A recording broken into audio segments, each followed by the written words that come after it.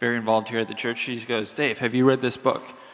And she started talking about it, and I said, no, I've heard conversations about that, and Jess and I have had lots of conversations about technology and our kids, but I haven't read the book. And she's like, I'll get you the book. And so she got me the book, and I started reading it, and I was like, wow, I can see why this is, really good information for you and why you're passionate about it. And so I was like, it'd be fun to do something at the church, because we do have a lot of parents whose kids are entering into that age range. And so we decided to do this. So thanks for coming. We roped Amy into it as she's something that she knows a bit about, and she is working with children's ministry. Avery wanted to be a part of it. He's playing volleyball in Austin. And as it got closer, my buddy Scott, turn around and say hello. Some of you guys know Scott's filled in for me here a couple times. I knew that he was doing some of this content for his podcast. And he's generally a really good dude and a good communicator. So it's like, come on over. And so thanks, Scott, for being here. And then after Scott, Amy will talk about how this applies to young kids. After that, Joe Anderson was supposed to have a part in terms of next steps and commitments made towards this. We're going to push her part back to next week because she's sick. And so she really wanted to be here, and we don't want her to miss the opportunity to be able to talk about something that she's so passionate about that she's actually going to be on. She said, Dave, don't say Fox News. It's not Fox News. It's Fox 11 News. It's different. It's the local LA channel. Tomorrow morning, like all morning, I'm talking about this type of stuff because some of the work she's doing with local school districts. So maybe she didn't want me to say that, but I told her, I think people should know. That'll be cool. So that's what we're doing. I'm going to open us up in prayer. I didn't know whether there was going to be 2 people, 20 people, a bunch of people, or anything like this. And so one of the things that we were talking about just the other day is we want this to be conversational. So if at any point you're like, hey, can you spend a little bit more time about that, assuming Scott knows what he's talking about, he can talk more about that. Or if you have questions and answers, it can be more back and forth. So does that seem fair? All right. Well, I'm going to open us up in prayer, and then Scott, you can begin. God, thanks for this time. Thanks for people in the congregation bringing up things that they're passionate about that we together can discuss. And God, there isn't much more that we value than our kids, and we want to keep them happy. We want to keep them healthy. And we don't always know the best way to do that. And so, God, in a world where technology and screens and social media are just the air that they breathe and the water it's just all around them, help us to be wise in how we resource them and also how we pay attention to how much we use in our own lives. So, God, be with us even in this time as we talk about technology. We ask these things in Jesus' name. Amen. Well, hello. For those of you who I haven't met before, my name is Scott. For those of you who I'm seeing again, hey, good to see you. I get to go for 25 minutes talking about this very large book, Anxious Generation. Just for context, has anyone read it? Anyone read it? About half people? Okay. So what I hope to do is give you a summary of some of the best things that I think are in this book. So if you haven't read it and you're like, I don't have time to read a book like that, I will give you what I think are the best nuggets from it. If you think you're interested in reading it, I would recommend. There's a lot of interesting things that I think Jonathan Haidt talks about that are super relevant for today. My research in this goes back about 10 years when I started a doctorate program that really looked into cognitive development, specifically in adolescence. And we were on the early side of research that he brings up a lot of points in terms of where we're at now and what to do. Little anecdotal story in all of this. I have been leading a small group of guys for the last 4 years, 8th grade, and then I was their freshman, sophomore, and now they're all juniors. And seeing them grow in this context, day and age, and looking at this book, Anxious Generation, I think he is spot on with his observations. I'm going to give you some other things to read. If this is up your alley, I have a few other places that I would send you to really get you going off, but I think this is a very important conversation for such a time as this. So we can jump to my second slide in this. There are 4 things that I hope you come away with, and in terms of the positive of what I hope we do is, as parents, I think we need more embodied play for our children. I'll explain that. We need to have a system of more discovery for our children. We need to help boys and girls uniquely because they're developing differently, and there are clear stats that shows that. And we need to encourage more childhood discovery. So my core thesis of where I'm going to end is we need to help our kids thrive in an anxious world.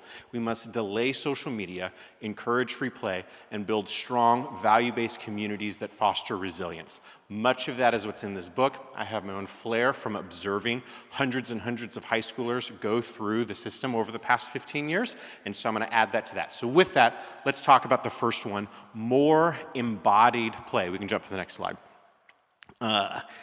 Here's what I think is happening in terms of the impact of smartphones and social media. The first half of this book is really stat after stat after stat after stat, trying to prove to you how much social media is destroying our young kids' brains. Read the book, if nothing else, to scare you. I actually started copying and pasting scary quotes to potentially present in this, and then I decided not to because it was like 10 pages long of all the different stats of how terrifying it was of what social media is doing to our kids. Here's why. We go through a couple key cognitive processes as kids, first when we're about 2 years old, and so we begin to go through a shift, and then that age of like 3 to 5, that preschool range, is a peak moment for kids. There's so much happening, there's so much development, their brains are fusing, it's amazing, it's absolutely incredible. Choose your preschool wisely, that's a different conversation. Then they grow up and they do a lot of modeling of what their parents are telling them in their elementary school years. And that all comes to a very stark change around middle school, which is also when puberty tends to begin. And that's what causes a massive change in terms of how the brain is operating, how our bodies are operating. And for all of human history, both our brains and puberty happened around the age of 14. Come on in, we'll have you, I'm just getting going. And then for all of human history, our bodies would start puberty when our brains would go through this major shift around 14. Over the last 100 years, that shift has changed so that our bodies begin to go through puberty as early as 11 in today's day and age. Our brains still go through a shift around the age of 14, which causes this unique age that we'll call middle school, but it's our bodies are trying to catch up to where our brains are, and it's just wild. And then that continues to go, and we're continuing to be out of sync until we're in our early 20s, and then our brain finally fuses, and then we can think like rational adults around the age of 25. So during all this, that middle school to early high school years are very crucial for cognitive development, how we dump information, how we retain information, how we synthesize information. All that I'm doing here is setting up the principle that if you give an 11-year-old a smartphone that was designed by people who are trying to make social media addictive, it will absolutely rewire how their brain is operating. Now, I stand here because I was a product of that in the sense that I grew up and Actually, the iPhone came out in 2008, and I was a senior in high school. And so I was past that age, but I was a youth pastor, first off, as social media began to come out, and we were trying to figure out as pastors, how do we navigate this with our kids? Do we have them on smartphones? Do we encourage camps without smartphones? What do we do? So I got to see a bunch of parenting techniques of those who are like, hey, social media free range, phones free range, to my kids shouldn't be on it at all. And consistently, what we saw were the parents who had the strictest rules in regards to social media. I liked those kids best. Now, the reason, as Jonathan Haidt begins to present, is there are so many things that happen with the addictive nature of social media that begins to change how we actually interact with our world and how we actually develop. I'm actually going to be releasing a podcast in my series. This book caught my attention, so I'll be going into more detail on that. You can check me out there. But the summary of what I want you to hear is, it is messing us up. Every stat is showing that. I would project that over the next 10 years, some steep regulations are going to be put into the system. If not culture is just going to change in such a way that social media will be taboo for younger kids. Right now it's not. I'm beginning to see parents move in that direction. In fact, when I had my 8th grade group of guys, most of them didn't have social media. As they got older through the years, every parent eventually let their kid have social media except for one. And at first, he was kind of like bullied a little bit. I don't have social media, I don't have a smartphone. How do I navigate this? Everyone else around me does. But now that he's a junior, still doesn't have social media, all of his friends in this circle look at him like, man, we really appreciate what your mom did for you. I also look at this youth group and I think, wow, out of every kid in here, who would I want my kid to be like?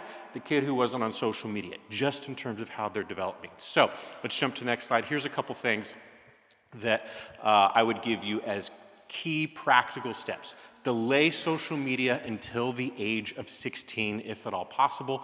Do it later. There are parents that I know who have little hacks of what they do. One parent told their kid, I will give you $10,000 every year after you turn 13 towards college or a down payment on the house that you delay social media. And I was like, that's brilliant, because you were going to pay for college anyways. And now you're just telling them that they get it. And that kid is very motivated to not be on social media because of a bribe. I've seen other things of parents that do contracts with their kid, because typically there's that negotiation of, well, how much time if we're going to let them be on social media. Start with just one app. They don't need to be on 14 different social media apps. Start with just one that you can regulate. And what I typically see when you begin to negotiate, ask your kid first, hey, if we're going to go on social media, what do you think would be a good amount of time to have you start out with? You might be thinking, an hour? Should I limit it to 2 hours? And oftentimes, unless your kid's onto you, oftentimes, especially when they're in the middle school years, they'll be like, well, maybe 15 minutes. And you're like, yes, 15 minutes. I'll negotiate with that. Another thing that I've seen a parent do is they negotiate outside time play with social media time. So for every 1 hour after 4 o'clock that you spend outside, I will give you 10 minutes of social media time.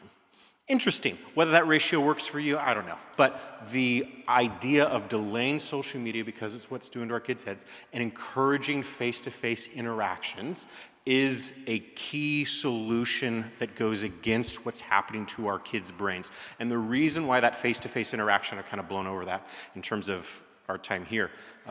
But what Jonathan Haidt and some other social scientists are finding is that because so much of our world is becoming virtual, we're losing not just like people interaction skills, but we're losing the ability to interact in an embodied way, like in the present as people, and that is resulting in skyrocketing amounts of anxiousness and anxiety. So when you look at social media and the launch of it really in 2011, you see a direct correlation of the amount of time on social media and the amount of anxiety that kids are facing.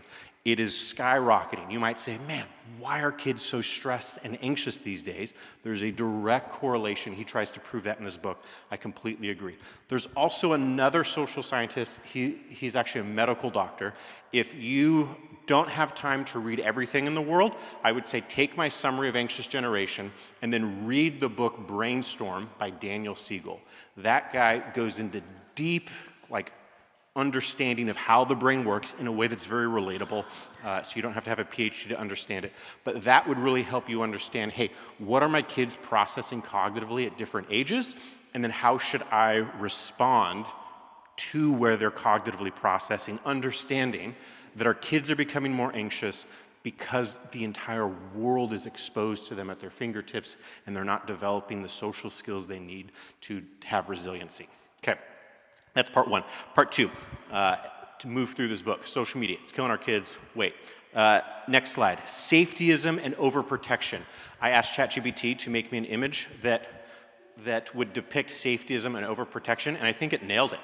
A dad with a helicopter in the background, like a helicopter parent, and a kid on an iPad. I was like, this is pretty good. I mean, the iPad is backwards, and I don't know how that's working.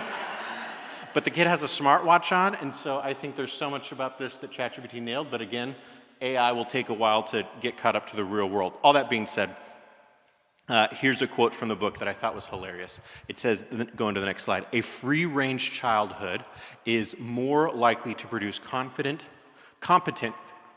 confident and competent young adults. First funny thing I noticed is that he's calling it a free-range childhood. So we have free-range eggs, free-range chickens, and a free-range childhood. And I thought that was absolutely ridiculous, but it's hilarious and it's sticky, and so I'll remember that. We want to encourage free-range childhood. Now here, I think to critique our good friend Jonathan a little bit, he is clearly a baby boomer talking to millennials who are raising kids. Because as he was going through, he's like, yeah, our kids are resilient. We can let them explore. We can let them get hurt a little bit. And I'm like, I am never going to just let my kid walk around the mall by themselves at the age of 8. That's one of his suggestions. I'm like, I'm not doing it. I will never do that. That is just not me. And so I found myself laughing with my wife in terms of a baby boomer reliving his time in the 80s, trying to apply that to a modern context. And so if you think of the movies, kids get on their bikes and they go out in the morning and come back when the lights come back on and we'll have dinner, and that's great. That's just not the world that I grew up in, and it's not the world that my kid is growing up in. And I live in Orange County. It's very lovely there. I'm still not going to let my kid do that because I think it's crazy, because there's crazies out there. So what do we do? How do we help our kids if you're like me? Well, I do think our kids are perhaps a little more resilient than what sometimes we allow them to experience in culture. Now, I'm not saying to get them on social media, but what I am saying is that our culture has become very offendable.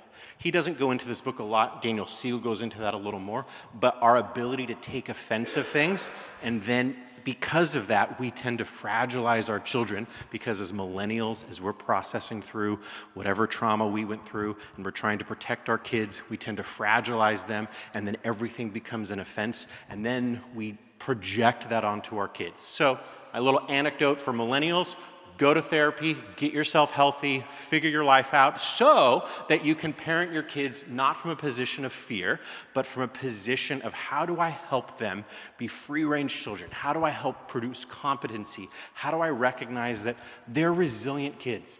They don't need a participation trophy award. They just don't. Now, that's controversial because a lot of my millennium counterparts will be like, there is no winner, there is no loser, it's only we participated. And that's great, except as long as we're fragilizing our kids, they will never learn some of these resiliency things. So I'm not saying you have to hijack everything in culture. What I am saying is, in places where you can let them take risks that are calculated, engage in that. Here's an example. Last night I was at a wedding. I have an 18-month-old. He is a lot of energy. He wanted to run around everywhere. And so my life at this wedding, as my wife was participating, was to follow this kid around everywhere he went. And eventually I thought, you know what? I need to put step number 2 into practice, free-range parenting. So I stopped following him as closely. Did I let him go off to the cliff of what would have led to his imminent death? No, I did not do that. But I let him have some distance so he could explore. He almost got stepped on a couple times, and that made me nervous, but he was walking around the dance floor, having a good time. And there's just that sense of maybe having this in the back of your head of, in any given interaction, what would it look like to not fragilize my kid? What would it look like to encourage their autonomy? What would it look like to encourage them to explore? Even that subtle nod and you having to evaluate might help you get them outside of the house where they're able to explore and discover, because in that sense, when they go into discover mode, that is what he brings up in this book, builds resiliency. When they're always in the sense of, hey, can I do that? Am I allowed to do that? He said that posture and that fear that you create in them actually what's the word I'm looking for? Whatever this is. It does this to their resiliency. It detracts. Okay, let's jump to the next slide. Action step, encourage exploration. This is a picture of a cute little girl grabbing a stick, and I resonate with this season of life because that's about how big Levi is. Okay, next slide. Gender differences in mental health. So here's what I need you to know. What is happening in culture is disproportionately affecting girls compared to boys. It is affecting everyone. It is disproportionately affecting our young girls. And by disproportionate, I mean about 50% of anxiety, rather anxiety is up about 50% in boys over the last decade. It is up about 150% in girls. The reason for that is social media and how it plays to our various pieces of identity formation is stabbing girls in the hearts as there's that comparison game, as I'm looking to find my sense of identity, as I'm learning about who I am. And so if you have a girl or you have a niece or you have anyone who's a female in the ages of 11 to 23 growing up, you have to recognize that social media in particular is destroying how they are processing the world. You can jump to the next slide. There's just one stat that I put up here. And so you have increase in depression since 2010. With boys, it's up 50%. Girls, it's up 150%. Increase in self-harm ER visits. Boys, it's up about 50%. Girls, it's up almost 200%. It is radically affecting our young women. Now, I think the reason for this, I combined the two names. Jonathan Haidt gives a few anecdotal reasons. What I like about Daniel Siegel is he goes into a little more of like the cognition and what's happening here. And so a little more from that side is it's all about the identity formation for young women in this phase. And when you have social media and how I interact with the world in terms of how I look, how I'm presented, my social acceptability with my friend group, all of that plays such a large role in terms of social media for girls. So that is why it's so hard for them as I don't have enough likes and you're getting more likes than me and you're prettier than me and this is what I'm supposed to look like and now the algorithm is feeding me things of what it thinks I think I should look like, right? All those things affect a girl differently than it affects a boy. For a boy, you're gonna have some of those stereotypes where it's like, hey, not that they're immune to the desire for likes, but they're not looking for their identity quite as much as a girl is looking for their identity in social media. Does that make sense? Now, here's the thing to be aware of with boys, video games in particular. Video games tend to attract more boys, and what's happening there is because I'm in this virtual world, I'm not embodied, I'm disembodied because I'm in this game. And so while I think a ton of research is, not a ton, there isn't a ton of research on what types of games produce types of results. For example, do violent video games produce violent children? There aren't any really good studies that actually bring that correlation. I think that's because there's not a lot of interest in researching that specific dynamic, and so there's not a lot of good studies. But what studies are clearly showing is that social capacity in boys is plummeting. The more time they spend on video games, the less capacity they have for real human relationships. And so what you see are our boys are lonelier than they've ever been in the history of whatever time that people have been studying things. That's interesting to me because in the video game world, there is the perception of social interaction. I'm talking to my friends, Mom, it's okay, it's great. No, what it's actually showing is that we're raising young men to be creepers who sit in their basements, who can't take a girl out on a date. That's what's happening, that's what the stats are showing. And so you have this sense of, hey, why is my son 30 years old and still living at home and not able to like have friends? Let me look at their online time and see if there's a correlation. And what the stats are showing is absolutely there is. As boys have spent online time, it is actually zapping their ability to have social interaction. Question?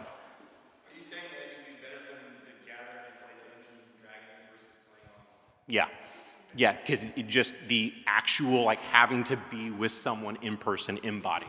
That's great.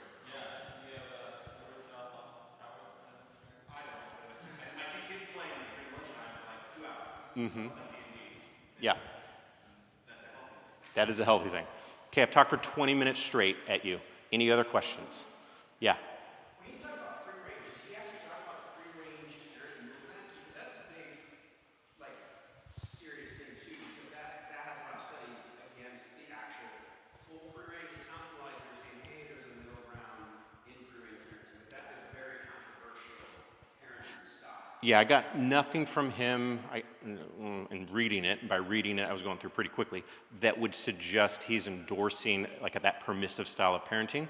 It's more so in terms of not fragilizing our kid too much. Yeah.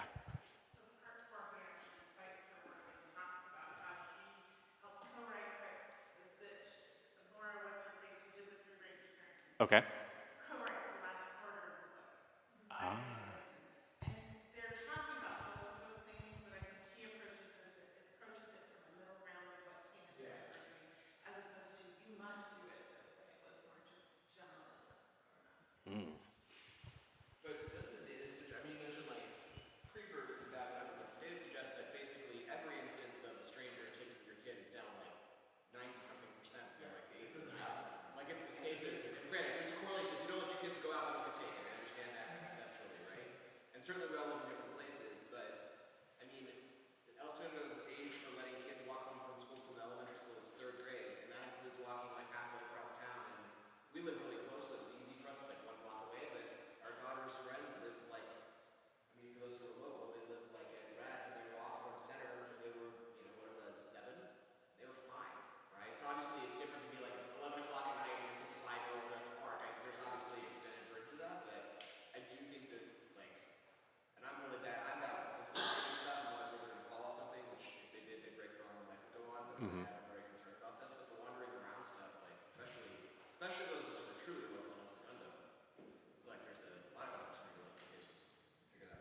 Yeah, and that's a key point in his book for all those things. If they break their arm, hey, great, life will move on. We don't need to fragilize them. From another perspective, I'm thinking, am I ever going to let my third grader walk home from school? Me personally? No. So how do I navigate that, right? Like, he's right in the stats. He would be right for me to trust that. That's just not me.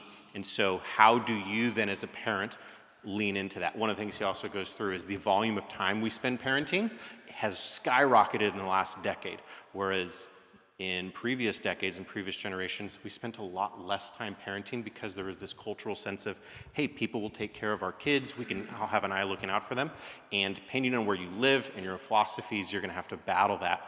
All that to say, there's a value in letting our kids explore. Yeah. His website is really helpful for that too, the Let Grow website. It gives lots of tips on like how you can get them out more and giving them a little note that says, I'm not abducted, I'm safe, my parents let me go, I can walk to the grocery store. All the things, please. Yes. Okay, let's hit point 4. Loss of unsupervised play. This was another main theme in his book, and he said to, quote, children are most likely to thrive when they have a play-based childhood in the real world. And the main idea there is just there's a lack of unsupervised play. And when kids are unsupervised, yes, there's a small percentage of them that get into mischief, but the majority of the time, it is them exploring, it is them developing autonomy, it is them developing resiliency. And so our need to be present in their lives at every moment is not something that we've ever been able to technologically do as parents before. He even goes as far as saying, hey, turn off the Find My iPhone at times with your kids so they have complete autonomy. Again, that's not something I would do. But his premise there is you have to let the kids get out. And so where I would put that into is, and he doesn't add like a Christian worldview bent, but a lot of this I see in terms of letting the kids explore, I think could be done well in a church community where when they go to camp, when I took kids to camp now, we take their cell phones away the first day and we don't give them back until they come back. A few years ago when we started doing that, there was hellfire and brimstone from the kids. He goes, oh my gosh, this is the worst. Now kids give us their phones as we get ready to go on trips because it's this sense of release. I was listening to another blogger and he was talking about he only gives his kids technology on long road trips. And what he finds is there's a withdrawal period of they get to wherever they're going, you take the device away, and it takes the kids a day or two to reacclimate back to their non-technological selves. So if you're in that period where you're taking the phone away because you're going on a family trip or you're doing something, know that there's a withdrawal period, but know that they'll get out of it and they'll find a rock and they'll be able to play and have a good time. That being said, I think Christian community is a great place to have them explore. Because yes, I'm considering their friends, I'm considering their parents, the friends of their parents, all these other dynamics. But when I'm in a church environment where there's shared values, then yeah, go to the youth group thing. Yeah, go to the all-nighter that they're doing. Yes, be amongst people who have a shared sense of values that will allow me to know that the environment that you're in, while not 100% safe in the sense of you can't protect from every broken arm and thing, but when you're in a world where you can share each other's values, you then as parents have a common starting point. And so I think what I would add to his book as a kind of conclusion, and we can jump to my second to last slide, let's go one more before that actually.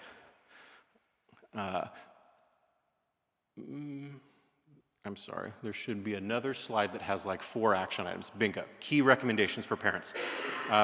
Build community around shared values. And I think that's what he doesn't have in his book that can happen here because you guys are all on a similar path together. Now I know for some people the church might have some pain spots or some places that there was some injustice that happened to me in a church, and if you need to one day move to a different church, hey, so be it.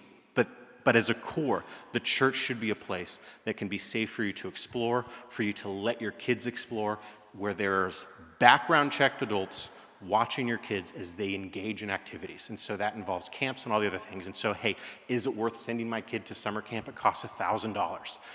Well, beyond just the week at camp, there's so many other things that are happening in terms of them developing social relationships, them being embodied, them having a sense of values that are being poured into them, and really them just exploring without their parent adults. That's why I think camps are so important, and sending your kids to youth group type things and engaging like that. So All that to say, yes, you should delay smartphones as long as possible, at least till high school. You should delay social media as long as possible and bribe them by paying for their college if you need to. You should prioritize real-world relationships and them engaging with people. And I think the way to do that best and to really release them if you're struggling to know, hey, where do I let go? Do it at the church, because there's people at the church who you can generally believe are safe. Any other questions before I close? Yeah. Yeah.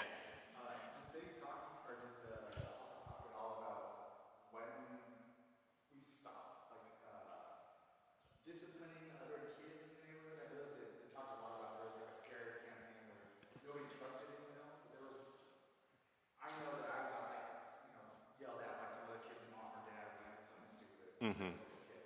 Nowadays, like if somebody's doing something bad and I see a little kid, I was like, where's this kid's parents to punish them or discipline, right? Yeah. I don't know when that switch happened or if he talks about it. He references it vaguely, at least from I remember. He doesn't really have a solution because, especially in California, you discipline a kid and you're going to jail. So, it's tough.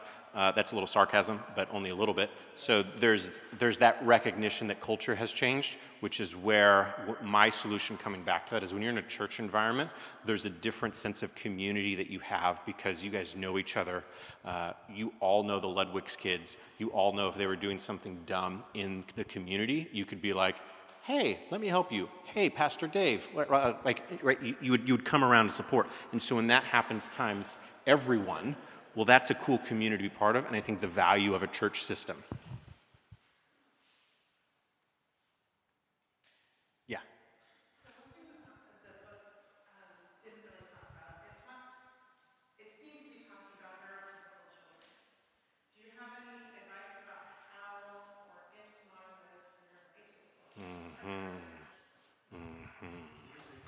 The question is, this is generally talking about neurotypical children. How do you navigate this with neurodivergent children? So that's anywhere from on the spectrum to ADHD to all the different things. And that's where I think his recommendations are really rooted in the 80s, recognizing the challenges of technology and trying to get back to that a little bit. And that's where I would push back and say, I don't know that a lot of that's practical because there's the stats in terms of neurodiversity is up I think it's like at 40% of kids have something, right? So almost every parent is navigating that if you have more than one kid at some form or fashion, which is where my solution would come back to a church-based system where you have adults that can really lean into the unique proclivities of each child while still being in environments that promote the four kind of values, the free range play, the letting go as parents yet high, right? So that's where I think the church is the magic sauce here that he doesn't have in his book, which is where I feel like a lot of his suggestions, they're good, but they fall short of really being like a systemic way of changing in parenting. You add the church system to that, and I think it solves a lot of those problems. So that is where I think involvement of a parent and a family in church is vital, to where it's not just like, hey, sports this weekend, do I go to church or not? But like the church community is really a core bedrock in terms of how your kid processes the world. And I think that is the difference that you have here in this community that people who aren't connected to church won't have. And so in that sense, they're being parented by the person at the grocery store. Okay, that may or may not be a good thing for your kid, that may or may not work, but in a community where you're seeing people, a stat that came out in the early 2000s, it still is true today, and I'll close with this, is that if I can surround my kid with 5 nurturing set of adults, their resiliency skyrockets. And so that's not just, hey, here's another adult in your life, but that's like a second set of parents who, if anything ever happened, I knew that I could always go to Sam and Tammy's house because they were like my second set of parents. And when you can surround kids with that, one, it really dictates their friends because it's your friends and their kids and they're growing up together, and that ecosystem really creates a resiliency as well as a shared set of values. So that's what I would recommend. Surround yourself with people that you like, who share your values, who have kids that you can then raise together. I have notes on all this where I really break this down. There's a QR code on the very last slide I have that anything you might have missed, it is in there. And my recommendation is read Brainstorm by Daniel Siegel, and if you want to talk further on any of this, I'm happy to to engage anything further. Question? Great. So what if your kid wants to be friends with a kid whose parent completely differs? Yeah. Because I read studies about saying no, you can't hang out with the kid is does not work. So how do you kind of navigate when they do go outside that? You know, I mean, we're still outside the community. Yep, yep. I would say the question is, what if you have a kid, what if your kid wants to hang out with a friend and you dislike their parents or their values or anything, or you don't trust them or anything in that regard? They have phones in elementary? Yeah, yeah, a difference in value systems.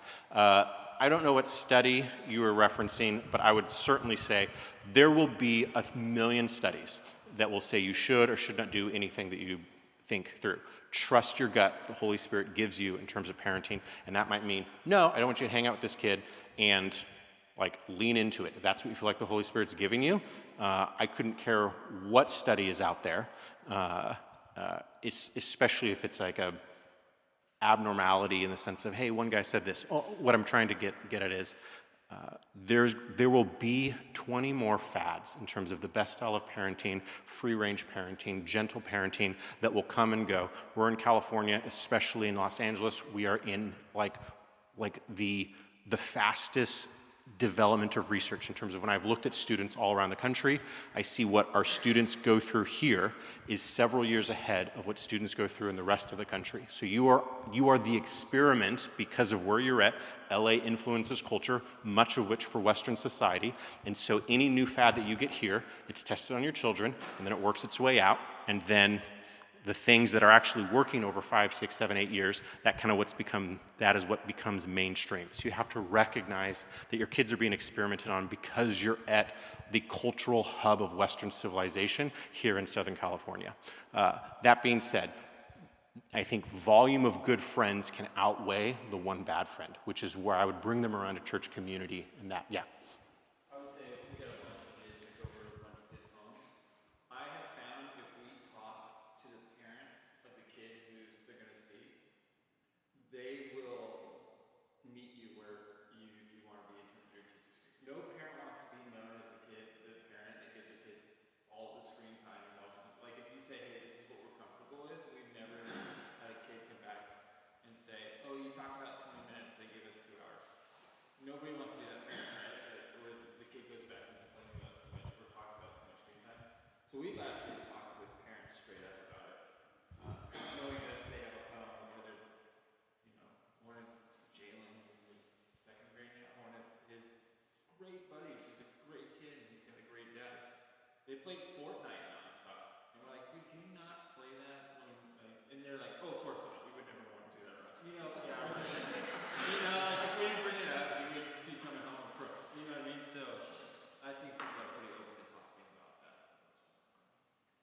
I think also an experience where if the parents are so far different, and you express like, well, I don't like exposing my kid to this, and they recognize that they do all those things, they're gonna just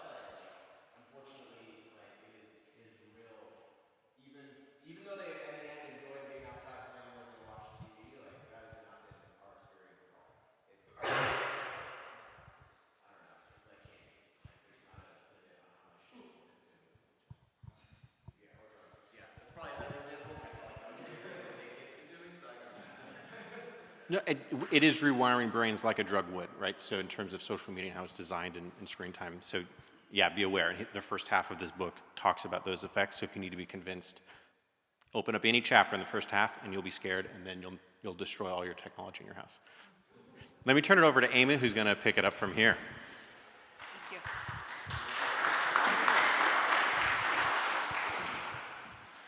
I also wanted to go back to your question about the neurodivergent kids and technology.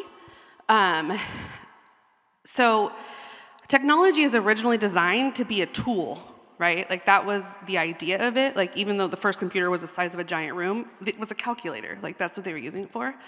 With a lot of kids that are neurodivergent, it's a tool for them more than it's like a way of socializing, in my experience. And so, for example, my goddaughter is 12. She is severely autistic. She's got about 100 words, maybe, even at 12 years old. And she literally has an iPad issued by the school that she communicates with. And she uses it like it's an AAC device, and she talks with it and things like that. And she's stubborn, and so sometimes she doesn't want to use it. So she'll like hide it in her backpack so her mom won't make her take her with her. But the last week she was at the dentist. Hates the dentist. She's autistic, hands in her mouth, having to keep her mouth open, following directions. All of it is like a sensory nightmare for her. She had her iPad to play on to help distract her, like a tool. She managed to find a Peppa Pig episode where Peppa Pig goes to the dentist.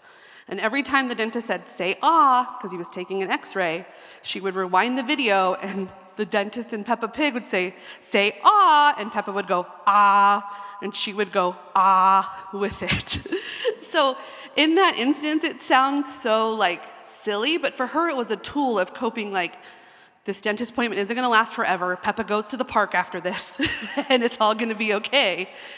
But it wasn't her just like mind rotting on it. You know what I mean? Like that's a pretty intense way to explain it. But I think it can be used as a tool in a lot of instances, especially for neurodivergent kiddos. So does that, yeah, okay.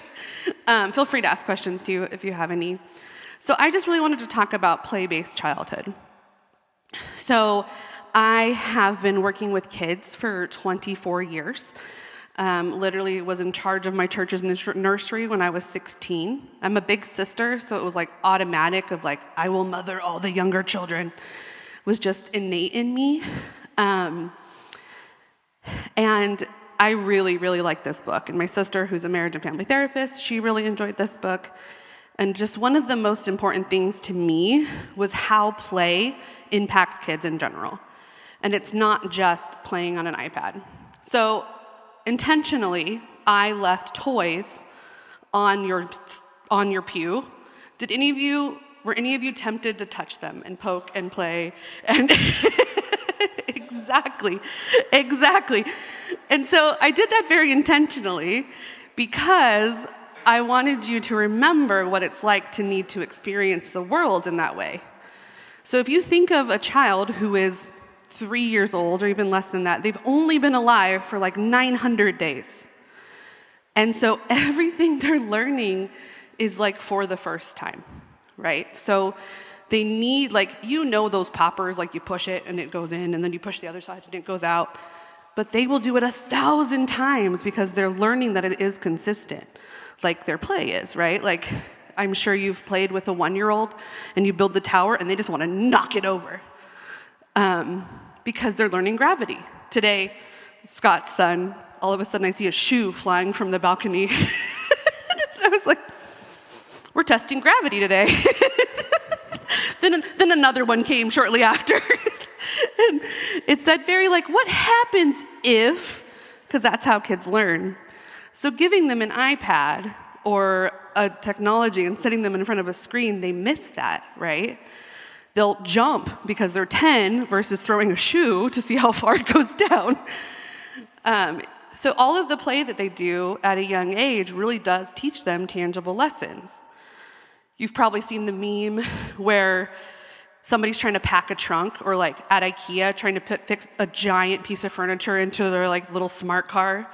And it said, this kid never played Tetris. Like, not so much the video game, but I always think this kid never played with blocks when they were a kid. They didn't learn how to stack and organize and what size fit into what thing as they learned and grew, I should say. So that's why I put the toys there, because childhood is just so tangible. It's everything from learning that blocks fall, that shoes fall from a balcony, or that problem solving. So when your 1-year-old little brother knocks over your blocks and you're really mad, you don't remember that you did that 100 times when you were 1, 2. You remember that, hey, I was studying architecture when I did this tower, and you knocked it over. So they need to learn all of those different pieces that they learn as young children to help them be successful adults. I've worked with people and had staff and been in charge of caregivers that can barely look me in the eye because they're scared of confrontation or they're worried about what I'm going to think because they haven't had those socializations in the real world to learn how to be successful communicating adults. So, any questions? That was a very big gloss over, but play is just so important to kids and how they learn. Oh, another thing I wanted to add too. Mom guilt, dad guilt is real. Don't lean into it too much. Don't let that have you become a helicopter parent, right? We obviously want to protect our kids and we want to keep them safe, but them falling off their bike and scraping their knee is going to help them learn how to balance the next time they get on that bike. All of those sensory experiences that kids have, playing in mud, playing with Play-Doh, all of those things that cause terrible messes, all of it becomes part of their foundation and how they continue to learn the rest of their life. So, any specific questions or anything? I know it was a big, broad subject. All right. I actually have a question, maybe you know. The question is, they say on average, you might know some of this too, students, which I think is junior high and up, spend 7 hours a day, 5 hours a day on their phones? 7? Not including, so that's 7 hours in addition to what they're. Do you know what averages are at young ages? 7, that's a lot of your day. So. It's probably Really? kids, yeah. Okay. Probably equal for kids that have it. You don't know.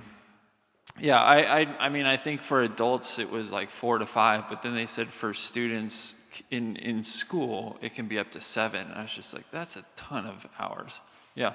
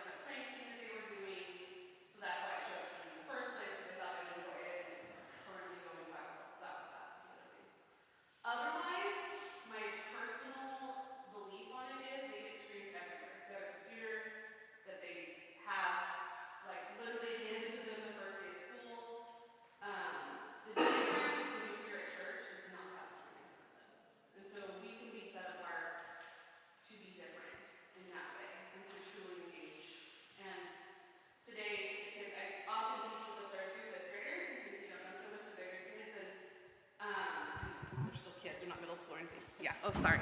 And so today they're like, so how long is this story actually going to be? I'm going to set a timer for 10 minutes and see if you can beat the timer. And I was like, cool, go for it. So they set a timer and they said, time's up. And I'm like, yeah, we haven't prayed yet. They're like, oh, you're right. And then the timer was like null and void. They were fine with it. And so, yeah, just for me, it's that setting it apart, right? This is time where we're community. This is a time where we're together as people and where I'm interested in your life. Every week I ask them how I can be praying for them. I share prayer requests from my own life. I talked about my goddaughter. She had surgery twice since I've worked here, and I just started here in March. The kids know her by name, and they ask how she's doing. And even though most of them haven't even met her, because I try to be vulnerable with them to share,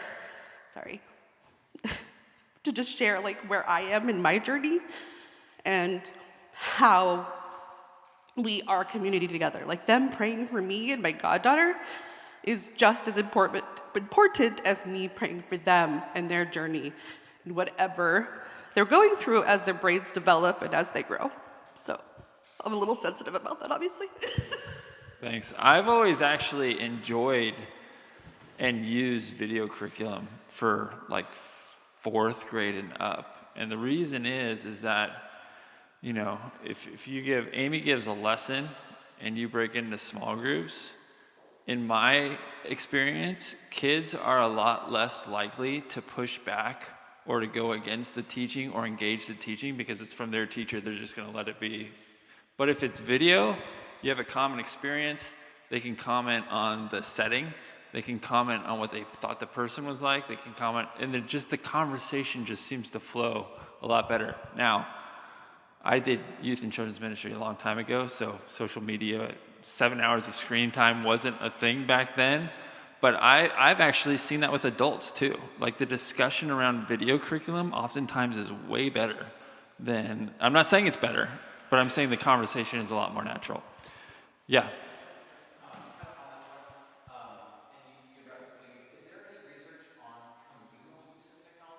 Four or five guys or friends getting together to play video games together, or watching a video together, as opposed to, alone social media. I don't think you can do communal social media, but is there research that the communal aspect outweighs maybe the negative aspect, or vice versa? Is that something that should be avoided, or how does that kind of work? Kind of tying into what you were referencing with having youth downstairs watching a video. I don't remember any of the specific stats, but the book really emphasized embodied experiences, and he defines that at the beginning, which is technology tends to disembody us, which is where a lot of those issues come in. Secondarily, the issues come in with the likes and the comparison and the algorithm of diving you in. So when I think of, hey, a bunch of guys getting together and, my childhood was playing Halo and there'd be 16 of us connected, right, like that's what you're talking about. That was a very embodied experience because we were all hanging out together and that was the shared thing we did. So I think that would fit into a positive category as best as what I'm seeing with him because it's an embodied experience, you're social interacting. Now that gets different, I think, in a virtual world, and I have no idea how that would play out, right? But that would be my 2 cents there. He talks about, I don't know the answer to that specific question, he does talk about the lines of blurry and some of this stuff, because if you're even like what is FaceTime if you're a family member, right? Like you're, this is like it's a screen, but you're seeing them, and so there's, you know what I mean? It's kind of, that stuff's tougher to do right now, but I think in general, since you're talking more on the idea of physically having to react to someone else, you're seeing some of the body language, or learning how to communicate with them, right? And while I'm playing outside some talks or video games and play rate, I think it's more about the fact that you're together versus not. Yeah, I've heard parents, and we've experienced like the Nintendo Wii, or a lot of them you can do with your friends over. It's screen time, but like they're bowling, and they're laughing and they're engaging. I've never heard parents push back hard on that, or professionals push back on that as much. So it's probably not as healthy as them, actually going bowling, but it's still a good thing. Yes, Don. Uh-huh.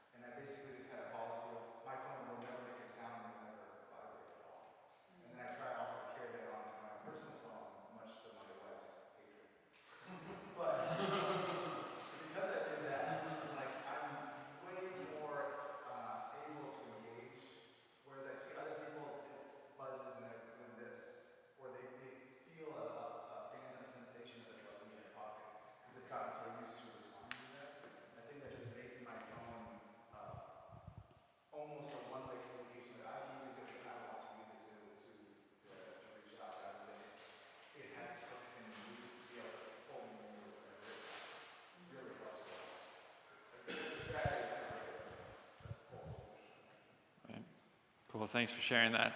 So here's a plan. Is like Joe was supposed to be here. She was going to do the commitment. What's the next step? We're going to push that off to next week because she'll be here. And like I said, she spends a lot of time with this. She's the right person to talk about that.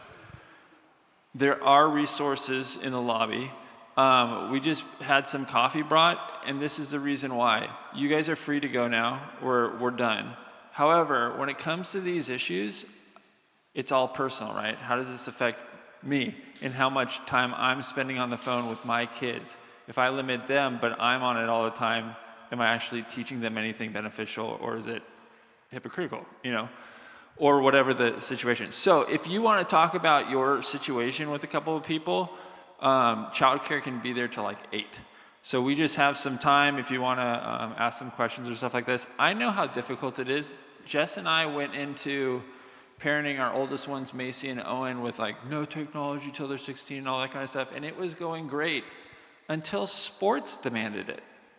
Social media, and so then we make adjustments. Like she can do social media, but it has to be on Jess's phone for 15 minutes. And now Owen has to be on group text with his team. So like every story is going to be individual. You know what I mean? And you can go into the best intentions, but you're probably going to have to negotiate on some things. We did not throw out the $10,000 a year because with 5 kids, we're going to spend it anyways, but so we did not go there. So you have time, you have some space, your kids are fine. So if you want to grab something out there, some decaf, and sit down and talk to another parent, or Scott will be here for a little bit, I can be here, and Amy will be here. Do you have something else to add? In the lobby, there is a form on like how to make a media plan, a phone plan, technology plan, basically for your family. So there's 2 different age brackets. It's like 2 to 8 and then 9 to 12. So that might be a helpful tool if you're trying to figure out where to start and how to make it a whole agreement for your family. So those are in the lobby too, and I kind of posted them up on the wall, and then there's a stack of them in front of that. So you can either take a picture or go check them out. And with that, you can go pick up your kids or grab a cup of coffee and hang out. And as you go, be blessed. And honestly, like this can't be a 1-hour conversation. It's a 2-hour conversation. Next one with a movie. Just kidding. It's more than 2 hours. It's an ongoing conversation, but we wanted to open it up. So thanks for coming, guys. Have a good night.